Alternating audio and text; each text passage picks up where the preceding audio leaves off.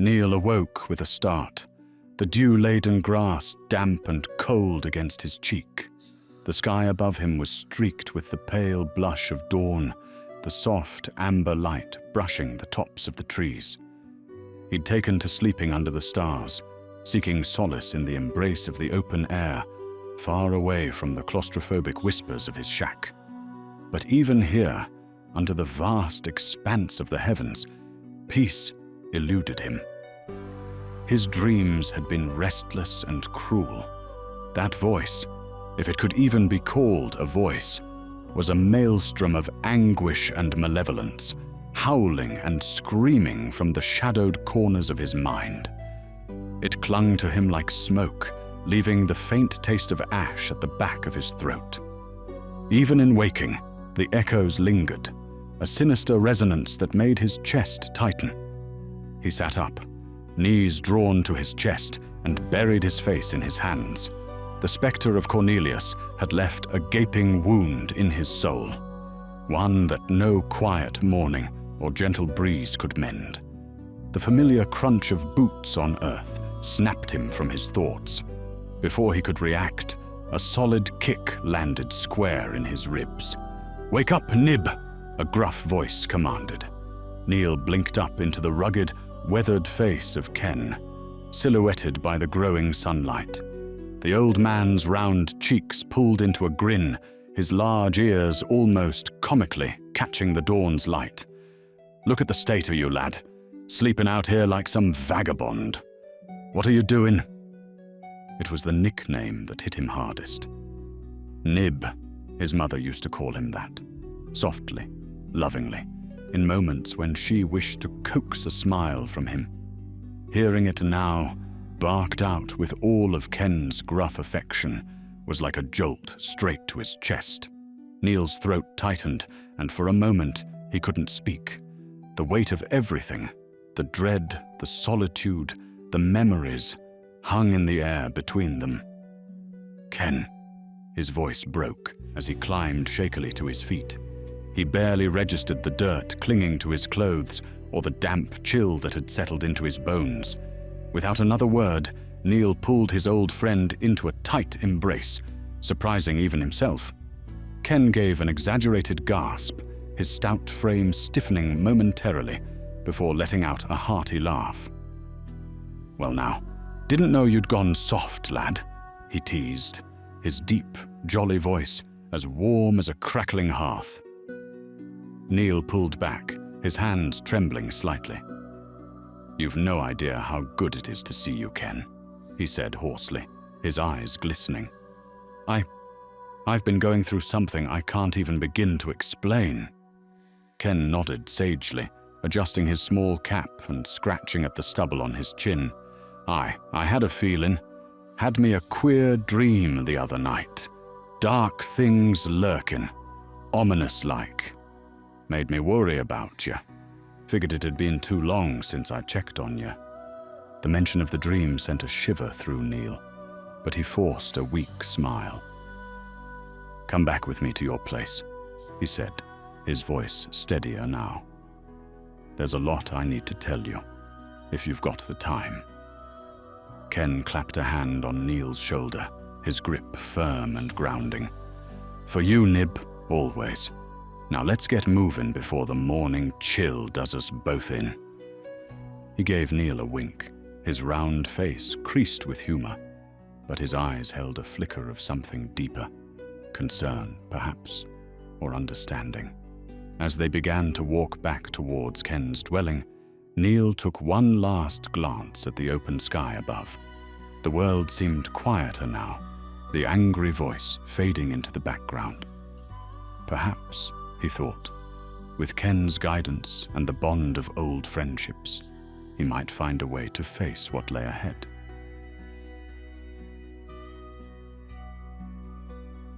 The morning mist clung to the land like a ghostly shroud, curling around the ancient oaks that bordered Castle Fields.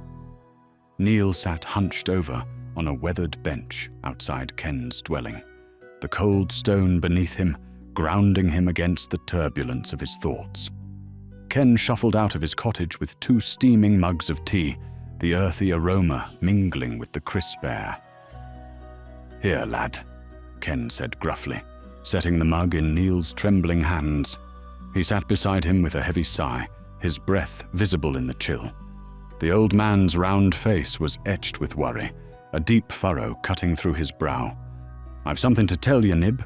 Don't go flying off the handle now." Neil glanced at him, his grip tightening on the mug.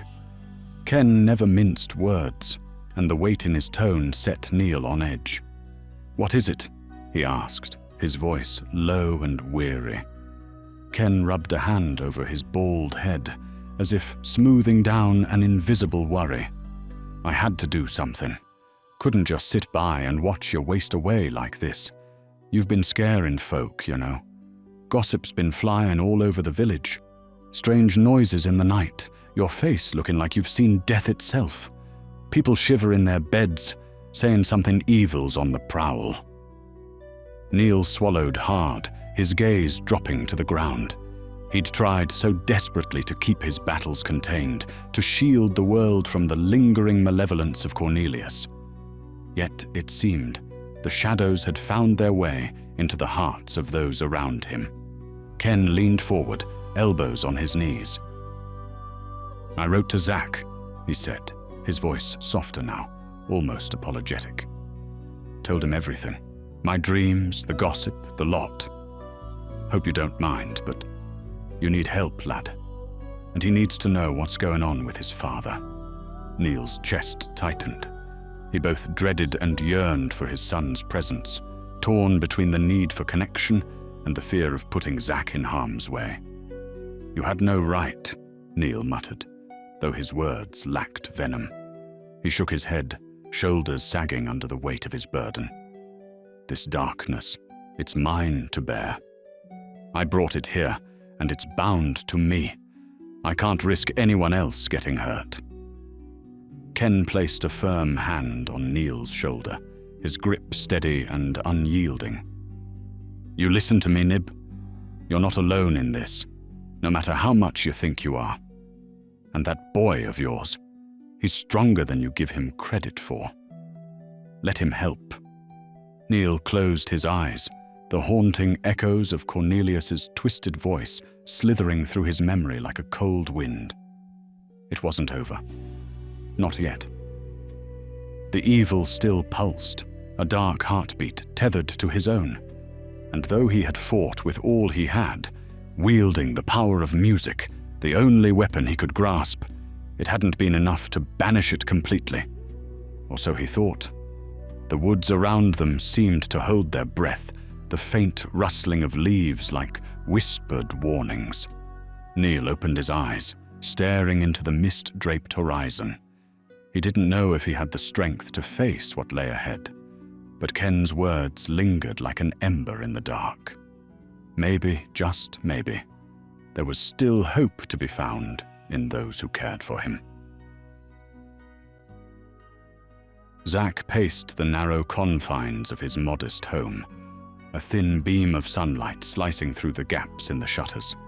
The wooden floorboards creaked beneath his weight, but his mind was elsewhere, lost in memories of his father's stories. Neil had always been a masterful storyteller, his voice low and rhythmic as it wove tales of distant roads, hidden secrets, and the enigmatic figures he had met along the way. Zak had always been captivated by one name in particular, Jacob.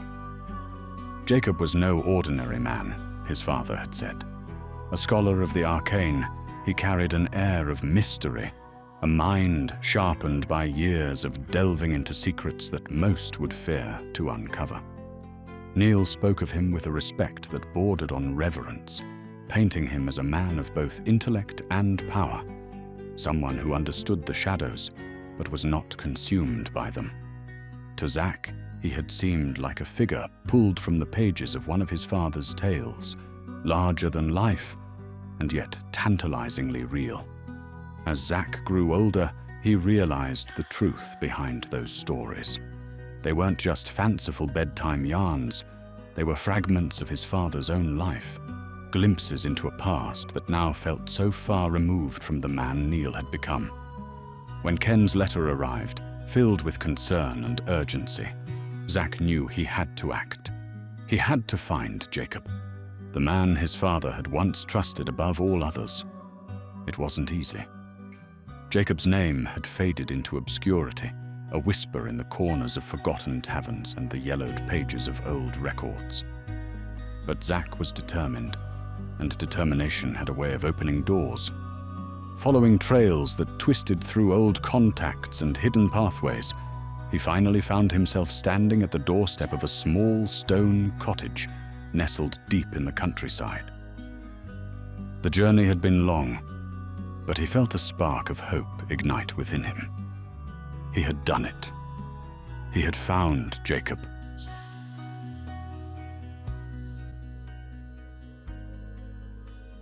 The countryside stretched out like a patchwork quilt of greens and browns, dotted with the occasional copse of trees that seemed to lean into the whispers of the wind.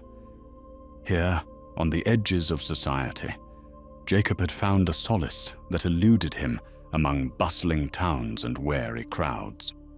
His modest home, built of sturdy stone and weathered wood, stood like a sentinel at the heart of a sprawling plot of land that he shared with his closest companion, Edmund. Jacob's life was one of quiet purpose. His tall frame moved with deliberate grace as he crossed the yard, his coat flaring slightly with the crisp breeze. The lines on his face spoke of long nights spent bent over texts and tomes, deciphering secrets few dared to seek. The simple folk of the surrounding villages had always regarded him with a mix of awe and suspicion, their uneasy glances and hushed whispers a constant reminder that knowledge, true knowledge, was often feared. He had learned to let it wash over him, a man content to work in the shadows where prying eyes could not follow. It was Edmund who had made this life not just bearable, but meaningful. The shorter man bustled about the stables with quick, efficient movements, his wiry frame a blur of activity. Where Jacob was contemplative, Edmund was kinetic, his mind and hands always at work. His alchemical pursuits often mingled with his practical knowledge, every herb and tincture a potential solution to the challenges they faced. And then there was his music. Oh, his music. The lute, ever slung across his back or resting within arm's reach, was an extension of his very soul. Neil had once called him the finest player he'd ever heard, and even now, the memory of that praise brought a rare, shy smile to Edmund's lips. Together they had built a life of peace and purpose. The stables stood as a testament to their hard work, the fine horses within a source of pride and a point of connection with the few locals who dared to engage with them. Their reputation for breeding strong, noble steeds and offering fair rates for lodging and care had earned them a begrudging respect, even among those who whispered of unnatural practices behind their backs. But beneath the calm veneer of their lives lay an unspoken understanding. The world they inhabited was changing, and not for the better. The natural laws that guided their work, Jacob's arcane wisdom and Edmund's alchemical ingenuity, were increasingly seen as dangerous, even heretical. It was a reality they had accepted, even as it deepened the bond that tied them together. On this particular morning, the air was heavy with the promise of rain, the scent of damp earth and wildflowers mingling as Jacob and Edmund moved about their tasks. Neither spoke much, their companionship one of shared silence and occasional glances that conveyed more than words ever could. But there was a tension that neither could deny, a sense that their quiet lives were on the cusp of disruption. Unbeknownst to them, ZAKS' message was already making its way through winding roads and weathered hands, bringing with it the weight of Neil's struggles and the call for aid that neither Jacob nor Edmund would ignore. The knock echoed through the quiet of the farm, a hesitant rhythm against the sturdy wooden door. ZAKS shifted his weight nervously, tugging at the edge of his cloak. The stories his father had told of Jacob and Edmund played in his mind, painting vivid images of two younger men brimming with curiosity and mischief, unburdened by the years. But now, standing here, he wondered what time had made of them. The door creaked open to reveal Jacob, a tall figure framed by the soft glow of a lantern within. His smooth head was crowned with the same small cap ZAKS had imagined from the tales, though the man who wore it seemed carved by years of wisdom and solitude. Jacob's sharp eyes studied ZAKS intently, their gaze cutting through the nervous young man before him. For a moment, he said nothing, and ZAKS felt as though he were being measured against some unseen standard. "Yes," Jacob said finally, his voice low and even. "What is it?" ZAKS swallowed hard, then launched into an explanation of the situation, his words tumbling out in fits and starts. He spoke of his father's struggles, the darkness that lingered, and the summons that had brought him here. As he spoke, Jacob's expression remained unreadable, though his eyes softened ever so slightly. He could see Neil in this man before him, an echo of an old friend in the tilt of ZAK's jaw, the steadiness in his gaze. "If things are what you claim," Jacob said at last, his tone grave, "we have little time." Behind him, a second figure emerged from the shadows. Edmund, shorter and sprier, moved with purpose, his eyes glinting with curiosity as he assessed the young man on their doorstep. A quiet smile flickered across his face as he slung a leather satchel over his shoulder. Without a word, he turned and began gathering the horses, his movements swift and practiced. Inside the cottage, ZAKS helped Jacob pack. Bottles of strange liquids clinked as they were carefully placed into padded compartments, and small pouches of herbs were tucked alongside scrolls of parchment marked with intricate symbols. ZAKS couldn't help but wonder what these items were meant for, though he dared not ask. The air was heavy with a sense of urgency, every action underscored by the weight of what lay ahead. By the time the sun dipped below the horizon, casting the farm in hues of deep blue and grey, they were ready. Jacob, Edmund, and ZAKS mounted sturdy horses, their breath visible in the cool night air. 2 additional horses followed behind, tethered and laden with supplies, a testament to the seriousness of their journey. The rhythmic clatter of hooves against the packed dirt road echoed as they set off, the world around them gradually swallowed by the encroaching darkness. The journey was quiet, save for the occasional rustle of leaves and the soft, steady cadence of the horses' steps. The stars above stretched across the sky like scattered diamonds, their light faint but unwavering.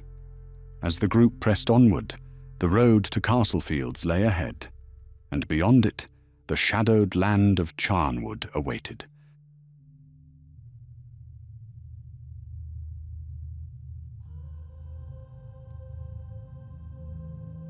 The evening mist had rolled in thick and heavy, draping Charnwood in a veil of muted silver. It blurred the edges of the world, turning trees into shadowed silhouettes and softening the glow of the setting sun. Ken leaned against the wooden post of his gate, his woolen shawl pulled tightly around his shoulders. For 2 days he'd kept watch, his eyes scanning the empty road and fields beyond, though his old bones ached with the waiting. It felt like a lifetime since he'd sent the letter, and the quiet stretched on endlessly, broken only by the occasional rustle of leaves or the distant call of a bird. Neil had returned to Charnwood, but he'd kept his distance from the shack. It stood silent and foreboding, its darkened windows like the hollow sockets of a skull. Ken hadn't pressed the issue. He figured Neil needed his space, but the thought of his old friend wandering aimlessly, burdened by a darkness that couldn't be shaken, sat heavy on his mind. As the sun dipped below the horizon, surrendering the land to twilight, a sound caught Ken's ear. At first it was faint, a rhythmic clatter muffled by the mist. He straightened, squinting into the haze, his breath hitching as the sound grew louder. Hoofbeats. His heart quickened. It had been years since he'd seen 3 riders approach on such fine beasts, and the sight stirred something long dormant within him. Out of the mist they emerged, a trio of horses, their sturdy frames silhouetted against the pale gloom. Ken rubbed his eyes, his worn vision struggling to make sense of the scene. "Aye, 3 fine beasts, are they?" he muttered to himself, his voice carrying a note of disbelief. A sharp cry rang out, breaking the spell. "It's us, Ken," came ZAK's familiar voice, steady and reassuring. "No trouble here?" Ken blinked, his old eyes straining to focus. It wasn't until ZAK's horse nearly trod on his toes that recognition dawned. "ZAK, my boy," he growled, his voice gruff but tinged with warmth. "You nearly gave me a fright, lad. What are you doing bringing all this on my doorstep?" The next few moments were a blur of activity. Horses being led to the shed, reins untied, and supplies offloaded. The animals snorted and pawed at the ground as Ken guided them into the shelter of the large shed he kept for just such occasions, though it hadn't seen much use in years. ZAK worked quickly, his movements efficient and practiced, while Jacob and Edmund moved with quiet purpose, tending to the horses with an ease that spoke of long experience. Inside the cozy warmth of Ken's cottage, a simple supper was laid out. A hearty loaf of bread, a pot of stew bubbling over the fire, and a jug of mead that Ken had saved for just such a gathering. The men ate in near silence, the air heavy with unspoken thoughts. Jacob's sharp gaze darted to Neil's empty seat, while Edmund seemed to retreat into his own thoughts, his fingers absent-mindedly drumming against the rim of his mug. When the meal was finished, Ken stood, his round face creased with concern. "Right then," he said, his voice firm. "You lot'll rough it in the shed tonight, and come morning, we'll sort this mess out. No sense rushing when there's a good night's rest to be had." ZAK nodded in agreement, though his mind churned with anticipation. As they settled into the shed, the faint sounds of horses shifting in their stalls mingled with the distant whispers of the night. The mist clung to the land, shrouding everything in an otherworldly stillness. Tomorrow, they would face whatever lay ahead, but tonight, they would rest, the weight of hope and uncertainty pressing gently upon them.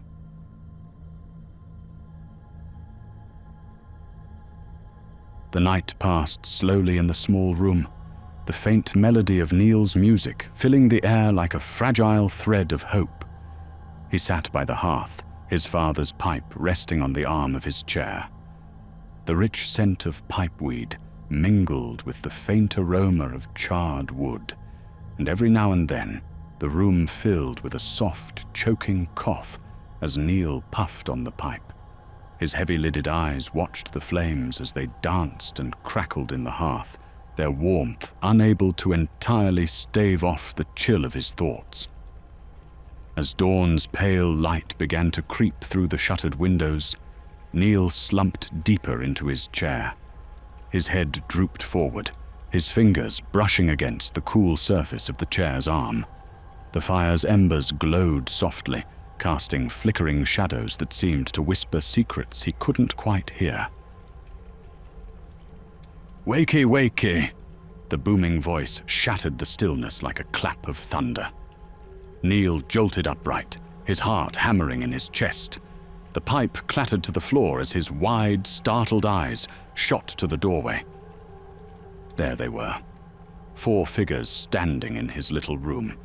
His gaze landed first on ZAK, now grown and towering, a man far removed from the boy Neil had known. Old Ken shuffled forward, muttering something about the chairs being too far from the fire as he dragged one closer, his round face creased with determination, and then Neil's eyes shifted to the remaining two figures.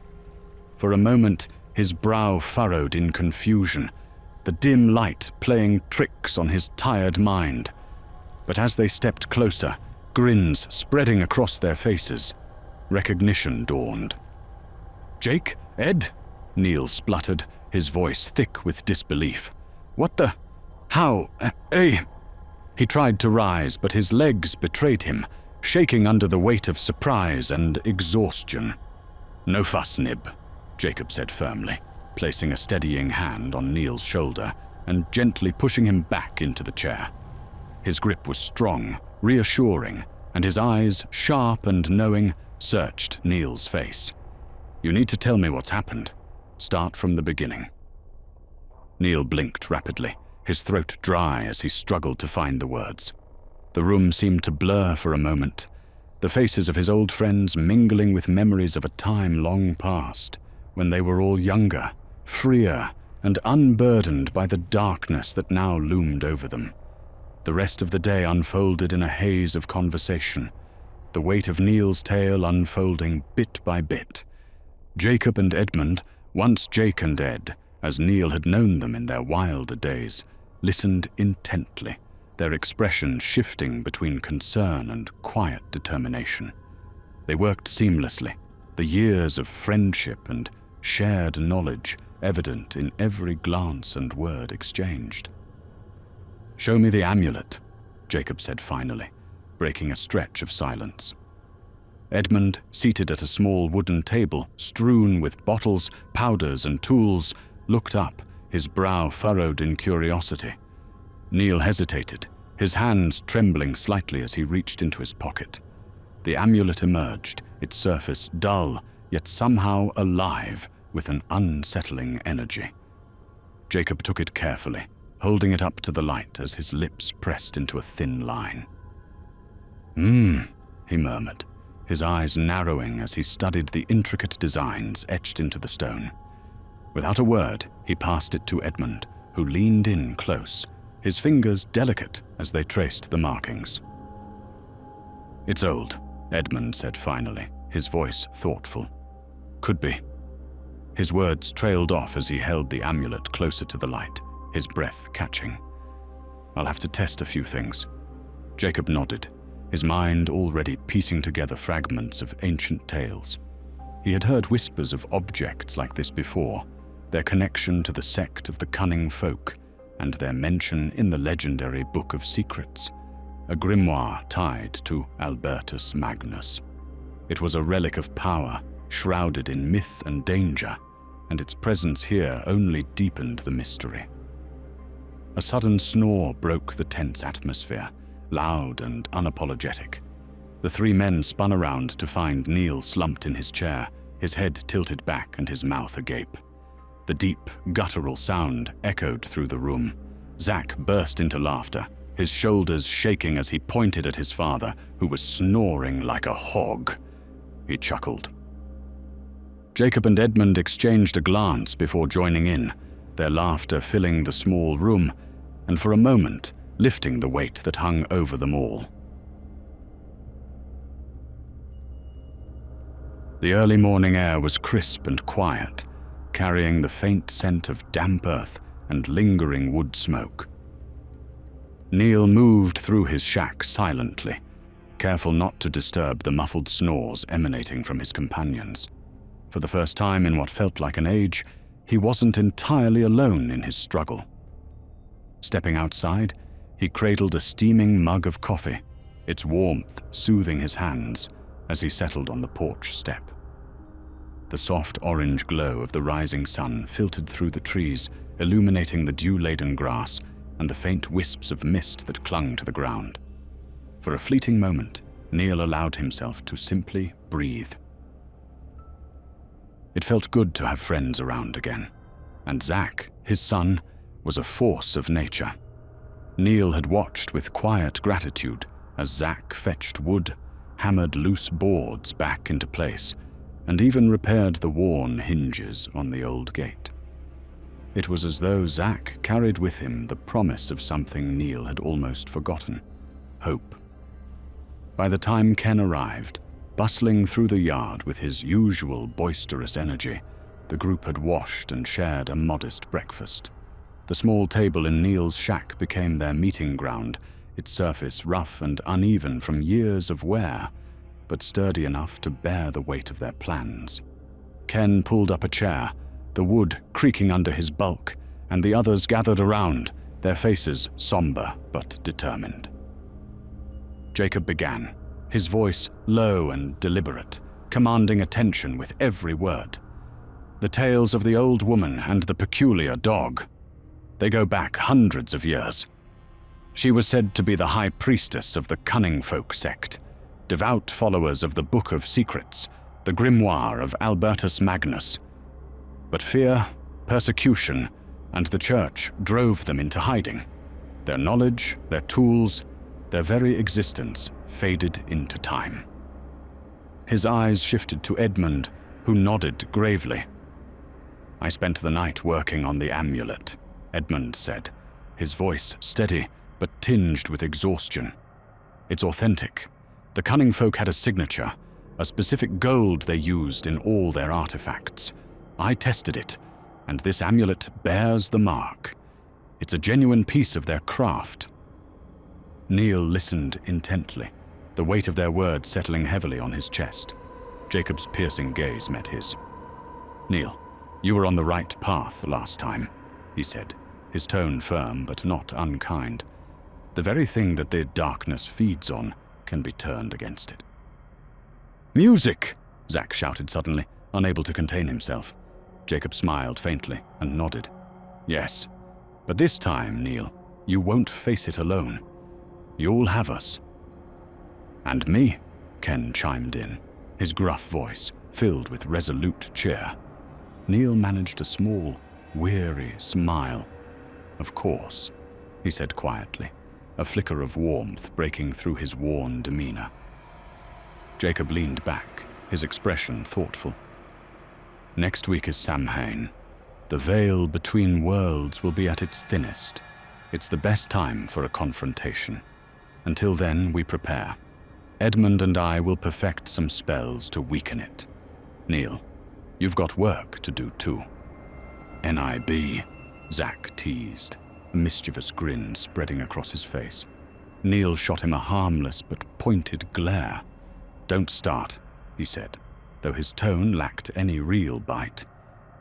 ZAK's laughter filled the room, joined by Ken's booming chuckle and Edmund's quiet, melodic amusement. Even Jacob's lips twitched in a rare smile. For a moment, the room felt lighter, the darkness that loomed beyond its walls held at bay by the simple bond of shared purpose and friendship. That morning, the air hung heavy with anticipation, its crispness carrying an undercurrent of unease. The shack, once a simple refuge, now buzzed with quiet energy as Neil, ZAKS, Jacob, Edmund, and Ken gathered around the old table.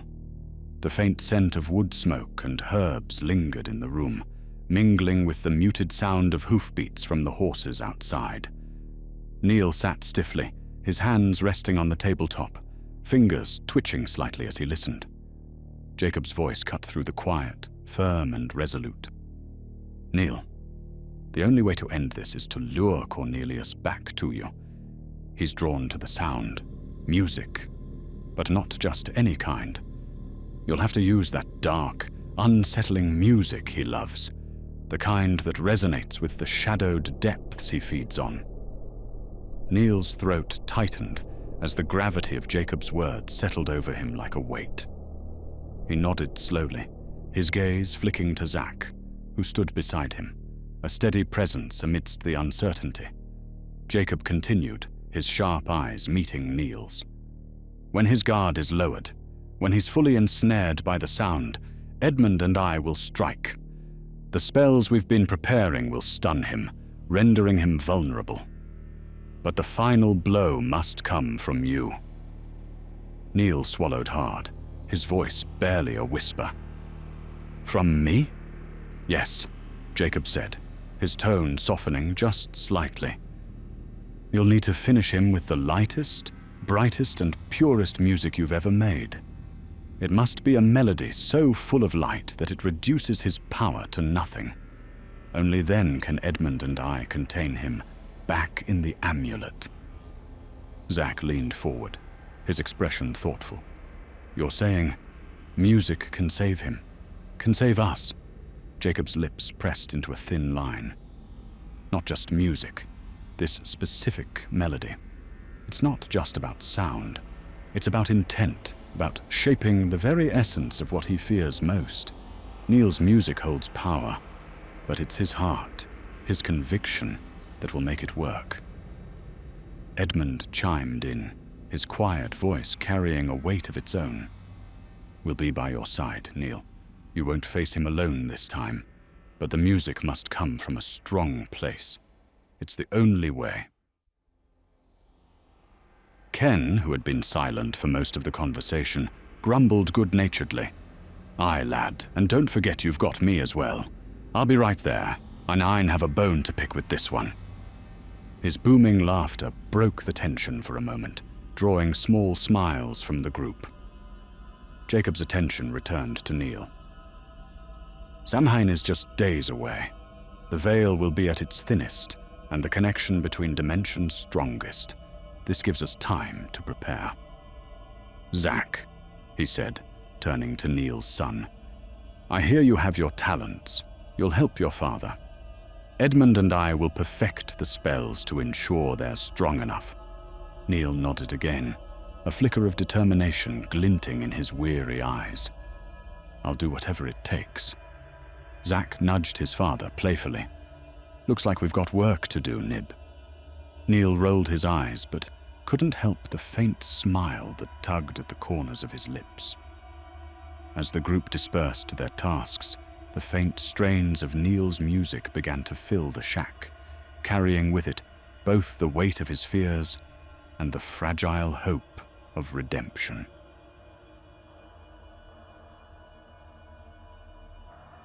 For 3 relentless days, the shack pulsed with sound, dark, heavy, and visceral. The music room, dimly lit and crammed with strange instruments, felt like a crucible where raw emotions were forged into something potent and dangerous. Zak moved through the room with a mixture of awe and determination, his eyes flicking from one bizarre contraption to the next. At first, he had hesitated, his fingers stumbling over the alien strings and knobs, but soon his natural talent emerged, and the awkwardness dissolved into something electric. The room vibrated with their work. Neil watched as Zak pounded furiously on one of the warped guitars, his movements instinctive yet calculated. The sound that erupted was unnatural, dense and oppressive, as though the air itself was weighted.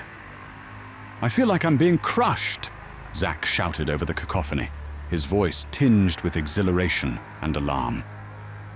Neil grinned, his own hands poised over the 4 strings of a battered thing. "Like the hammer hitting the anvil," he yelled back, twisting the dial. A screech of feedback erupted, piercing the air like a wail from the abyss. Harmonic squeals and tremolo dive bombs followed, the sounds twisting and writhing as if alive. Zak's eyes widened. "Heavy metal!" he screamed, a wild grin spreading across his face. Neil recognized that look all too well. The intoxicating thrill of wielding sound like a weapon, the rush of power surging through the body with every note. But later, as the room fell quiet and the instruments hummed with lingering energy, Neil sat Zak down. His voice was calm but firm. "What you're feeling," he said, "that surge of power, it's a mask. Beneath it is anger, misery, pain. Don't let it consume you." Zak nodded, his excitement tempered by understanding. He saw now the weight his father carried, the deep scars left by the darkness they were trying to combat. Yet he also felt something else, a determination to rise to the challenge, to stand beside his father and face what came next. By the end of the 3rd day, Zak had mastered the room's oddities, so well that Neil suggested something unexpected. "You compose it. The piece that will send Cornelius back." ZAKS' face lit up, a mixture of pride and resolve. "You trust me with this?" Neil nodded. "I trust you, son."